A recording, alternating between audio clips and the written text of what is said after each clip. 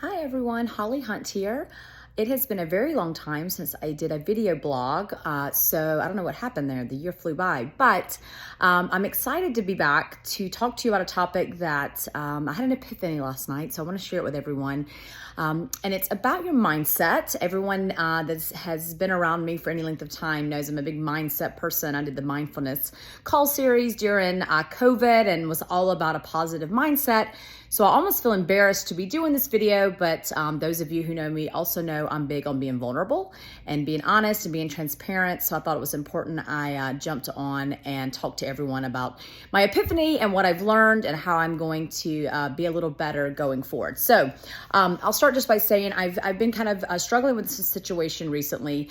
This weighed heavily on my mind. It's something that I've been stressing over. It's caused me some health issues, both mentally and emotionally, and even physically, because we all know stress is terrible for you. And a lot of times it's allowed me in the evenings, I can't wind down and go to sleep, or I wake up in the middle of the night and I'm thinking about the situation. And not going to really delve into that, but what I want to share is that last night I was actually scrolling through Instagram rather than doing something super productive. But I guess it was for a reason, because I came across a quote that said, "What you give your attention to, you give power to." And it honestly hit me like a ton of bricks. And I thought, that's absolutely 100% correct.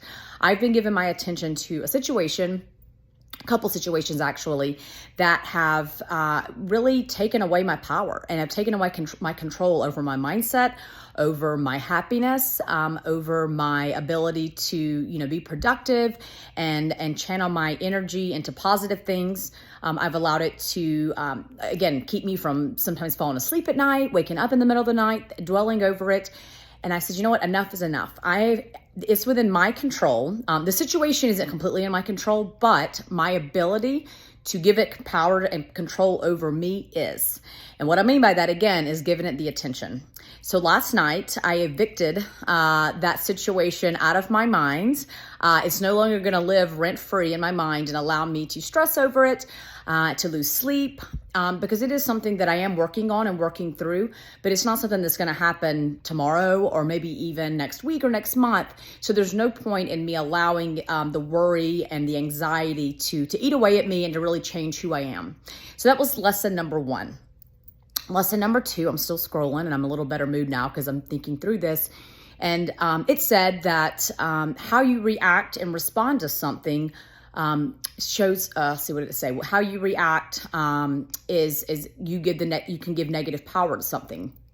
And it's not exactly what it said, but what I took away from that was, I started really thinking about how I've been reacting and responding to situations recently, given my anxiety and just being stressed out. And I've turned into a person that I don't like. I have, in many situations in front of other people, maybe acted inappropriately, said things that I regretted saying, been maybe snarky or sarcastic, and that's just not who I am at the core. I truly believe that. We all have our good and bad days, but I've noticed a repetitive cycle where I have been just someone that I honestly didn't like being around. And I attribute that to being stressed out and not dealing with what was going on in my head. So then sometimes the smallest things could set me off. So I decided, and again, I'm taking that control back over my mindset, over over the situation, at least from letting it take over my mind. And I'm also going to start being more cognizant of how I react and respond to situations and taking control over that. I want to read a couple of the quotes that I did come across that stuck out with me, and there may be things that I end up writing on my mirror or somewhere that I look every day to remind myself. And one of them was, you can't change something by worrying about it. The tip I was trying to articulate earlier: control how you respond to things sent to destroy your peace. I'll read that again since I messed it up earlier. Control how you respond to things that are sent to destroy your peace. And when I started thinking about how you respond and how you react and what that means, another quote came to mind. When I was a sales manager down here in Miami, I had a quote framed on my wall by Charles Swindoll entitled "Attitude." Many of you have probably heard of it before, but if you haven't, or even if you have, I want to read it to you. I'd say it really has stuck with me for many years. And again, I needed that good kick in the butt to remember this. So it says, "The longer I live, the more I realize the impact of attitude on life. Attitude to me is more important than the past, than education, than money, than circumstances, than failures, than successes, than what other people think, say, or do. It is more important than appearance, giftedness, or skill. It will make or break a company, a church, a school, or a home. The remarkable thing is we have a choice every single day regarding the attitude we will embrace for that day. We cannot change our past. We cannot change the fact that people will act in a certain way. We cannot change the inevitable. The only thing we can do is play on the one string we have, and that is our attitude. I am convinced that life is 10% what happens to me and 90% how I react to it. I'm going to read that again. I am convinced that life is 10% what happens to me and 90% how I react to it. And so it is with you. We are in charge of our attitudes. Again, Charles Swindoll, one of my favorite quotes. So I know I took back control of my life last night. I took back control of my attitude.